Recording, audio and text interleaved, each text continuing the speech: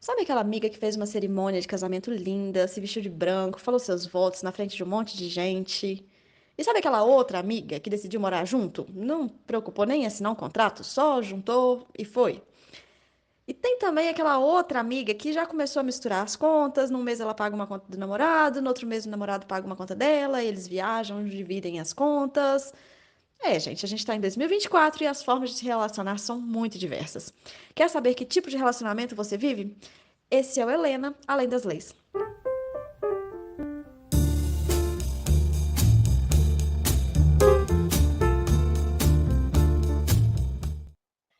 Bruna, nosso primeiro episódio. Ai, que delícia, tô feliz, Laís. Você tá feliz? Eu já ia te perguntar como você tá se sentindo hoje. Eu tô ótima e eu acho, sinceramente, que eu tô na melhor fase da minha vida e quero que só melhore daqui pra frente. Não, E eu você, como estou é que você tá? acompanhando a sua vida de, assim, de bastidor, de coxia, de protagonismo, de todos os lugares possíveis. Eu estou amando. É o Tá livro que eu mesmo. ia ler hoje, inclusive. Notas de Bom Bruna. demais. Tô bem. Eu tô, como hoje é o primeiro episódio, eu tô. Sabe aquele poema do Fernando Pessoa? Metade de mim é amor e a outra metade também? Eu tô tipo, Aham.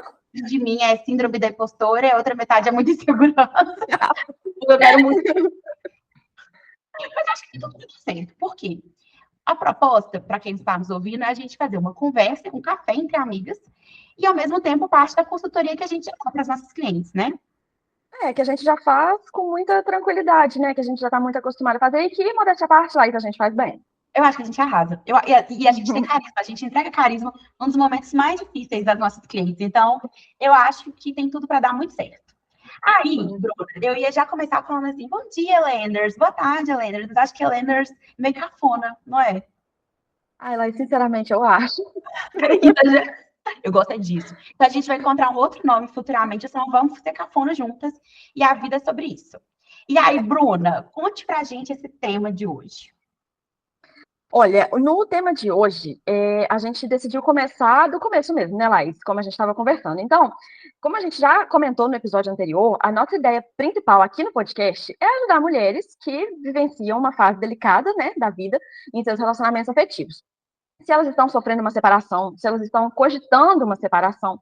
Então, acho que a gente podia começar caracterizando os tipos de relacionamento afetivos no âmbito familiarista, que é o seu âmbito, porque acho que isso faz toda a diferença, né, Laís? E para quem não sabe, gente, a Laís Simão é advogada familiarista, inclusive ela que fez o meu divórcio, então eu acho que não tem propaganda melhor do que essa. E ela é a pessoa ideal para poder explicar para a gente um pouquinho melhor sobre os tipos de relacionamentos. Então, arrasou, vamos falar. E eu acho que é legal a gente começar do começo mesmo, né? Porque se alguém está querendo sair de um relacionamento, então provavelmente já está em um. Então, isso muda muito. A depender do tipo de relacionamento que cada pessoa tem, a providência que tem que ser tomada, ela vai variar. Então, acho que é interessante a gente falar do casamento, da união estável e do namoro qualificado, que são os principais institutos jurídicos. Tá bom, Laís, mas tenta não ser muito técnica, tá? Não, pode deixar. Eu vou começar falando do casamento, que eu acho que todo mundo conhece. Eu acredito que todo mundo já conhece uma pessoa que é casado, já foi até em um casamento. Então, casamento é aquela Eu já fui cerimônia, casada, né? é, é aquela cerimônia linda, que a mulher vai lá, fantasia de noiva, aluga um vestido caríssimo, ou compra, o que é mais caro ainda, fica meio-dia ou a manhã inteira, vai depender do horário do seu casamento, num salão, fazendo cabelo, maquiagem, sempre tem teste de maquiagem antes, enquanto o homem fica lá, toma um banho, faz uma barba, toma um uísque, uma cervejinha com os amigos, e aí você vai lá, no meio de flores, com daminha de honra, troca as alianças, votos, e estão felizes para sempre. Isso é o casamento, né? Não, isso não é o casamento. Isso é a forma ocidental de se casar. No Brasil, o casamento é um ato solene, mas essa solenidade não tem nada a ver com a cerimônia que eu disse anteriormente. O ato solene é aquele que está previsto no Código Civil. Que o que significa? Duas pessoas plenamente capazes e a capacidade está naquele rol do Código Civil, depois a gente fala sobre isso, que vão lá e manifestam livremente sua vontade de constituir um vínculo conjugal, observando toda a formalidade prescrita em lei. Este é o casamento. Então, primeiro, você passa por um processo de habilitação, depois agenda a cerimônia perante um juiz de paz, você dá o seu sim, você assina e se casa. Só para vocês terem noção, eu casei de azul numa quinta-feira às 10 da manhã E 11h30 eu já estava em outro cartório divorciando meus clientes, que eu amei esses clientes, foi um dos melhores divórcios que eu já fiz, eu achei que foi um ótimo presságio. Porque se meu casamento não flui bem, a gente já divorcia e vai ser um divórcio zen. Então, assim, o casamento é isso, é seguir essa solenidade. Essa habilitação que eu disse, ela está relacionada a observar se não existem, por exemplo, os impedimentos. Vou citar alguns casos de impedimentos. Você não pode se casar com seu irmão, você não pode se casar com seu sogro, e eu não posso me casar com outra pessoa se eu já sou casada. Inclusive, eu acho que a poligamia é crime aqui no Brasil, né, Bruna? É sim, Laís, é crime, tá no artigo 235 do Código Penal. E é uma pena alta, viu? É de 2 a 6 anos. Não é muito alto. Pois é. É interessante que o Código Penal ele tem um capítulo inteiro só para tratar de crimes contra o casamento. O primeiro é a bigamia, como a gente acabou de falar, casar já sendo casado. Mas tem outros também. Tem o crime de você induzir alguém a erro, tem o crime de você ocultar impedimento no casamento, ou de você casar mesmo sabendo do impedimento da outra pessoa. Esses impedimentos que eu tô falando aqui são os que você acabou de falar, que é, por exemplo, você ser ascendente e descendente, você ser irmão, isso não importa se esse irmão é de sangue ou por adoção. E tem uma hipótese, Laís, que é coisa de novela. Tá nesse mesmo artigo. Que a gente gosta aqui, né, Helena? Pois é. É o cônjuge sobrevivente se casar com o condenado por homicídio ou por tentativa de homicídio contra o seu consorte. Imagina, alguém tenta matar seu marido, aí você vai lá e casa com essa pessoa. Mas é no mínimo estranho, né? Mas é porque tem dia que dá vontade de cometer um homicídio com o cônjuge, porque Laís, a pessoa te irrita. Aí, Laís, pelo amor de Deus, aí você vira minha cliente, para com isso. Meu sonho de princesa. Não, tu estaria muito bem representada. Não, mas pensa comigo. Você tem lá um caso, um affair com um homem que tá te irritando. Ele vai lá, pronto, resolve, você ganha uma pensão no INSS. Tô zoando, Bruno. Tô zoando. Crianças, não façam isso em casa. E é interessante também, Laís, que tem crime de simular casamento. E uma curiosidade que eu queria trazer é sobre a traição. A traição no Brasil, ela não é crime, mas ela já foi. E ela já foi até ontem, até 2005 era crime trair 2005? Então é muito recente. E era o famoso adultério, também coisa de novela, né? Que a gente vê muito, as avós e na novela, ele é adúltero. Isso realmente era crime, mas não impede que hoje em dia, mesmo que não seja mais crime, não impede que você ajuize uma ação de indenização por dano moral pelo desgaste, pelo sofrimento que te foi causado nessa traição. Então não é porque não é crime que está autorizado sair traindo por aí, né? E assim, é interessante a gente pensar, porque o casamento, ele é contrato. Ele é um ato contratual. São duas pessoas que voluntariamente resolvem constituir essa entidade familiar. Então, isso, ok, que observa um ato solene, mas não deixa de ser algo contratual. Então, quando uma pessoa rompe o pacto monogâmico, que é o que norteia o direito de família no Brasil atualmente, essa quebra de pacto, ela pode ensejar uma indenização de fato, né? Exato, mas é muito interessante isso que você falou, o pacto monogâmico, porque mesmo que o crime seja você casar mesmo, essa coisa de casar no civil, a gente sabe que existem os casais poligâmicos, né? Amores livres, enfim. No direito de família, a gente denomina isso como famílias paralelas. E aí, como é que funciona? Na verdade, a formalização do vínculo marital ela só acontece com uma pessoa por causa do crime de bigamia, como você acabou de explicar para a gente. Mas nada impede que as partes envolvidas acordem sobre a não monogamia. Então, elas podem se relacionar com terceiros, só que não pode formalizar um novo vínculo de casamento. O que pode acontecer assim, caso elas tenham uma convivência que se assemelha ao casamento, no sentido de, às vezes, mora parte numa casa, parte no outra, tem uma conta conjunta, para a sociedade apresenta, não, é minha companheira, é minha mulher, ou é meu companheiro, meu homem, enfim, ainda assim não tem a proteção que o Estado dá para o casamento e nem para uma união estável, porque a gente tem a figura do concubinato. E talvez esse nome, quem aqui, nossos ouvintes que não for da área do direito, ele já conheça porque é uma figura até existente na Bíblia. Então, talvez já seja conhecido por quem nos escuta aqui agora. E por falar em religião, Laís, muitos casais que não são religiosos optam por só morar juntos e acabam desistindo de casar porque eles associam muito essa ideia de casamento à cerimônia religiosa, né? Tem nada a ver. Porque, assim, a união, o que eles têm quando eles formam isso? É uma união estável. Porque a união estável, por definição, é uma convivência pública, notória, com o objetivo de constituir família. É como se os conviventes, como a gente chama, para a sociedade, vivem como se marido e mulher fossem. E a união estável ela é uma entidade familiar e ela tem uma proteção estatal tão forte que a própria Constituição ela trouxe essa garantia. Só que o texto do artigo ainda versa sobre a união estável, ela trouxe um grande retrocesso para o Brasil, porque ele escreve, deixa explícito que a união estável é aquela existente entre o relacionamento de um homem com uma mulher. Então, o que a gente tem? A exclusão dos relacionamentos homoafetivos. E aí, para solucionar essa desigualdade de direito e essa discriminação também, o STF corrigiu essa interpretação do artigo e elevou a união homoafetiva a uma entidade familiar. Desde 2011, uniões homoafetivas, seja homem com homem, mulher com mulher, ou qualquer uma das pessoas pertencentes à sigla LGBTQIAP+, elas podem se casar ou manter uma união estável. E só que, eu não sei se você viu, Bruna, atualmente tramita um projeto de lei que visa a proibição do casamento. Porque o direito tem isso, né? Ele vai e volta, vai e volta. Você chegou a ver? Vi, infelizmente vi, preferia não ter visto, Laís. Ainda não é lei, né? E eu espero de coração que as comissões de direitos humanos e de Constituição e Justiça barrem para que não chegue a virar lei, até porque contraria a decisão do STF, que você acabou de citar, mas o fato é que a Comissão de Família da Câmara dos Deputados aprovou esse projeto de lei. É uma proposta que altera o Código Civil para prever que nenhuma relação entre pessoas do mesmo sexo possa se equiparar a casamento ou a entidade familiar. E isso impede, por consequência, a celebração de casamentos e de uniões estáveis homoafetivas. Gente, sério, a quem interessa o casamento gay? Só a pessoa que foi pedida em casamento, né? Então, se não é você que tem que responder o sim, guarda o não para você também. Nossa, total, total.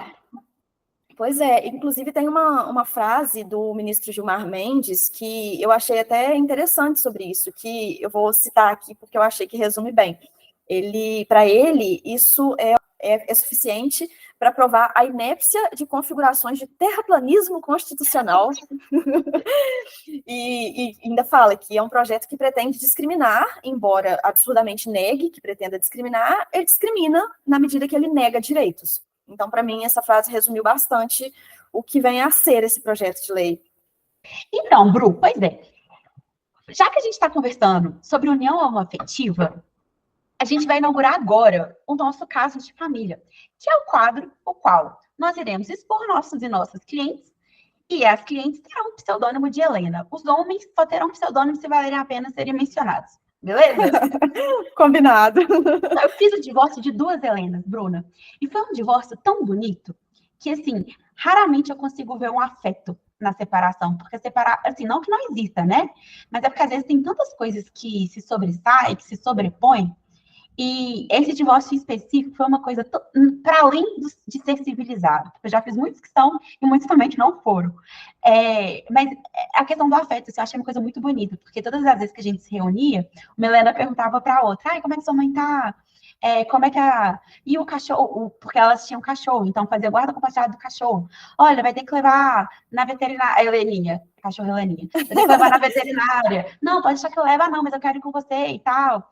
E assim, dava vontade de chamá-los para ir no Belas Artes, sabe? Tomar um vinho, ver um cinema francês, depois uma maleta na quinta-feira, lembrar da nossa época da faculdade, tomar uma cerveja e ser amiga para sempre. E é muito louco, porque elas fazem guarda compartilhada de livros, de filho, de gato, de cachorro. E enquanto isso, esse pessoal que fica vidrado na cura gay, porque eu peguei um cliente muito conservador que eu fiz o divórcio dele com a ex-companheira dele, é um lance que é tipo assim, você quer partilhar até a cortina, até os copos que guarneciam a casa, pagar R$ 300 de pensão para um filho, enquanto as lésbicas estão oferecendo flexibilização no plano de saúde, estão lá perguntando com a mãe da outra como é que tá, o que precisa, oferecem até uma pensão alimentícia para elas, para conseguir se adequar enquanto isso, e é um outro nível. E aí essa galera super conservadora, enquanto isso fica pagando de moral e dos bons costumes, sendo que na hora de divorciar, valores assim, no dedinho mindinho. Faz um papelão desses, né, Laís? E eu concordo muito com você. Eu acho que no divórcio ideal, todos os ex-casais seriam amigos, né? Porque são duas pessoas que se conhecem como quase ninguém, que dormiram na mesma cama até ontem, que dividiram uma vida, que dividiram planos, que faziam parte da família uma da outra. Eu acho que até em homenagem à história que essas pessoas tiveram juntas, o mínimo é você manter uma relação cortês. As pessoas, elas se tornam divorciadas, não viúvas. A outra pessoa, ela continua existindo. Só que a vida segue caminhos diferentes. Claro que eu estou falando aqui de um cenário ideal, né? Nem sempre isso é possível, ainda mais quando envolve violência, que é o que a gente vai abordar bastante por aqui. E que a gente vê também cotidianamente, né, Bru? Nos nossos Infelizmente. atendimentos. Mas aqui, voltando sobre a união estável, que eu estava quase esquecendo de uma informação muito importante. A união estável é uma situação de fato. O que isso significa? Se você cumpre todos os pré-requisitos previstos em lei, que é a convivência pública, notório com o objetivo de constituir família, você já tem uma união estável, independente se você formalizou esse vínculo ou não. E aí eu vou dar uma dica jurídica aqui, ó, grátis, para vocês, ouvintes amadas. Formalizem. É importante formalizar. Facilita tudo. Para formalizar a união estável, é só você ir no cartório fazer uma escritura pública, declaratória de união estável, que diferente do casamento, ela não tem uma força que a certidão de casamento tem, mas já é um meio de prova formal do vínculo que vocês tinham. E isso é muito importante, principalmente para fins previdenciários. Porque a pior coisa do mundo é quando você acaba de perder seu companheiro, que é uma pessoa, ainda que não seja um casamento de sonho, não estou falando que é o amor da sua vida, não, mas é seu parceiro, tá lá no dia a dia do seu cotidiano. E aí você está elaborando um luto, aí você tem que comprovar para o Estado, para você ter o seu direito da pensão por morte, porque muitas vezes a renda da pessoa que faleceu, ela tem uma importância monetária muito significativa para a sua família, e aí, além de elaborar o luto, você ainda tem que comprovar que o que vocês tinham era real. Então, isso é muito grave. Então, assim, vocês podem ir no cartório fazer uma simples declaração? Façam. É muito importante. E eu acho que a gente tem que pensar nessas coisas difíceis e tristes enquanto ainda tá bom. Aí, ó, meu ato falho. Enquanto ainda tá bom. Nossa, Laís, isso me lembra um outro ato falho que você teve quando a gente estava escrevendo o roteiro, que você escreveu divórcio no lugar de escrever casamento. A gente acha terapia. Mas nem só por isso, Laís, que você está falando. No meu caso, nós convertemos a união estável em casamento, o que é mais simples, mais rápido, mais barato. Mas depois a gente acabou convertendo em divórcio mesmo. Então talvez seu ato falho não seja tão falho assim, não. É como a minha irmã falou uma vez. No início a gente só pensa em divórcio. Depois a gente começa a pensar em homicídio. Tô brincando, gente, mas ela falou. Mas se for o caso de divórcio, é só vocês contratarem uma advogada especializada para conseguir orientar desde o início, dar todos os passo a passo, vai dar tudo certo. E se for o caso de homicídio também. Por favor, Bruna Cravo. Gente, não, mas vamos parar com isso, não sejamos pessimistas. E deixa eu compartilhar uma experiência pessoal aqui. Mesmo que eu já tivesse numa união estável há 5 anos, a cerimônia do meu casamento fez toda a diferença. É muito gostoso, gente, sério, vale a pena celebrar o amor. Tem, sim, toda uma problemática da sensação de validação social, dos simbolismos da cerimônia clássica, mas eu não tô a fim de militar aqui agora, e eu só quero dizer para vocês que se faz sentido para os dois, seja do jeito que for, faça, vale a pena. E eu nem tô falando de formalização, não, que a Laís já trouxe pra gente aqui toda a importância indiscutível da formalização. Eu tô falando da celebração mesmo, sabe? Tanto que a cerimônia do meu casamento, ela aconteceu em fevereiro e a gente ainda demorou mais de 4 meses para converter isso em casamento civil. Mas mesmo assim, valeu muito a pena, foi lindo, mesmo que tenha acabado, foi maravilhoso. Laís, mas agora fala pra gente do namoro qualificado, que sinceramente eu não tinha ideia que isso existia. Bom, o namoro qualificado, gente, no caso em contendo, é quando, por exemplo, a Bruna, do Neida, resolve morar um mês com o namorado dela na praia e eu que lute, sem poder agendar reunião, horário de almoço para conhecer os restaurantes que eu quero conhecer aqui em BH, que eu ainda não fui, e ela não pode fazer reunião comigo. O namoro qualificado é isso. Desculpa, amiga, eu ainda volto, a gente ainda vai poder fazer isso. Volto, depois vou de novo. Mas então, a vida é fluida. Ai, lindo, lindo. Mas então, o namoro qualificado é aquele namoro que possui algumas características que podem se confundir com a união estável, mas que, em sua essência, não pode ser considerado como uma entidade familiar, porque não possui o objetivo de constituição de família. E assim, constituição de família, gente, só um adendo, não tem nada a ver com querer ou não querer ter filho. Porque quando já é um marido ou uma esposa, um marido e um marido, ou uma esposa e uma esposa, você tem família. Então, não tem nada a ver com isso. Mas, então, assim, casais que moram juntos por um momento transitório ou não, seja porque um está endividado, e a gente tem uma red Cuidado, hein? flag, não tem pra onde ir, ou porque não é tão vantajoso pagar aluguel, ou porque quer curtir um mês em algum outro estado, né, Bruna? Com, Né? com o namoro, para curtir, é só um mês, e nesse um mês vocês podem ter divisão de aluguel, divisão de conta de luz, e um prestando mútua assistência para o outro.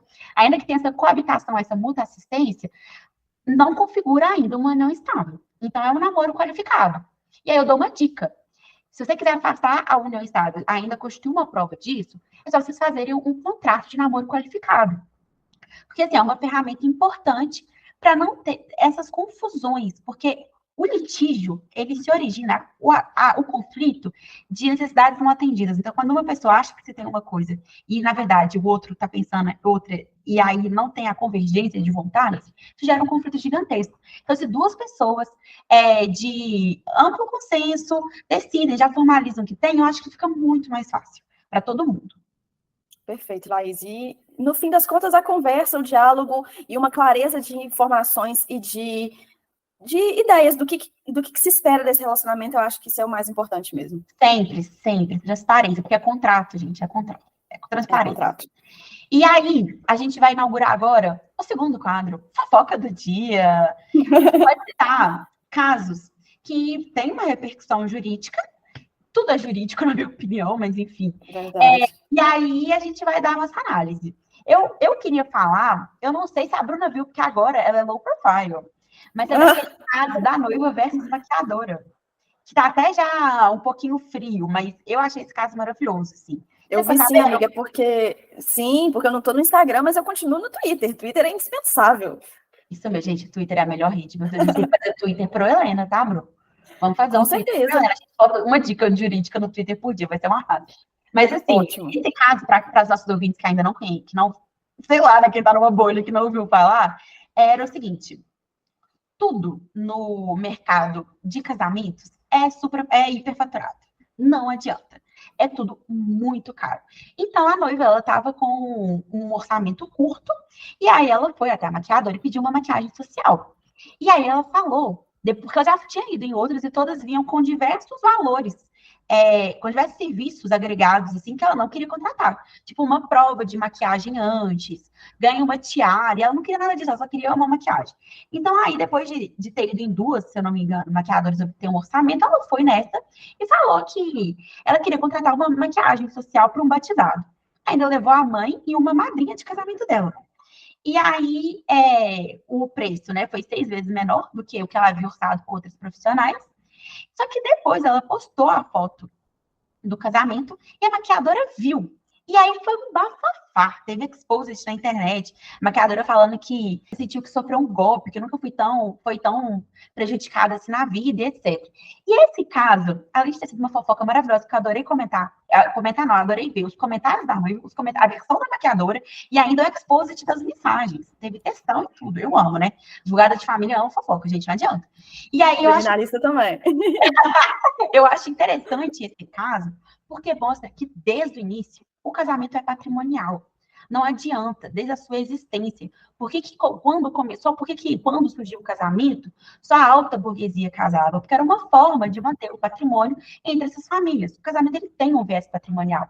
E por isso que não dá para a gente romantizar o casamento só com aquele conto de fadas. Porque não é só sobre o amor, é também sobre valores e sobre custos, e que muitas vezes só as mulheres pagam. E tanto é que a noiva, ela tá processando a maquiadora por venda casada, porque é bem isso que você falou. Para a noiva, vem um pacote de frescuras obrigatórias só para justificar o aumento de preço. Ai, gente, eu sou team noiva. Desculpa. Eu também. Tá? E aí vamos ver o que esse processo vai dar. Mas falando sério agora, esse custo exacerbado, ele não é exclusividade das noivas, não. Ele é exclusividade das mulheres, na verdade. Tanto é que existe o famoso imposto rosa, que é um custo maior para produtos essencialmente idênticos ao masculino, só pelo visual de ser para mulheres. Então, você quer um exemplo? A Gillette rosa custa mais caro que a Gillette azul. Pode comparar no mercado da próxima vez que você for. O imposto rosa, ele faz com que as mulheres paguem 12,3% a mais em bens e serviços, embora ganhem 77,7% a menos no salário, se comparado ao salário dos homens. Isso saiu numa matéria da Forbes, inclusive. É bem contraditório, né, gente? E fora a tripla jornada de trabalho, né? Porque, assim, é muito louco isso. As mulheres, atualmente, na maioria dos arranjos familiares, elas também estão no mercado de trabalho, elas também têm suas contas pagas em casa, e ainda assim, quando chegam em casa, elas ainda têm que cuidar, porque isso é uma coisa até cultural, né? Que elas têm que se dedicar na limpeza do lar, em fazer comida, em lavar a roupa, porque senão elas são consideradas até desleixadas, e fora quando não tem filho. E isso sem dizer também, até eu montei um grupo de estudos para a gente reler o mito da beleza, porque, gente, a beleza, ela é também uma demanda, né? O tempo que a gente gasta maquiando, o tempo que a gente gasta depilando, fazendo manicure, que são as coisas também que homens não têm. E focando isso no aspecto do casamento, é o que eu falei na introdução. O vestido da mulher é muito mais caro que um terno de homem, sendo que você nunca mais vai conseguir usar um vestido de noiva.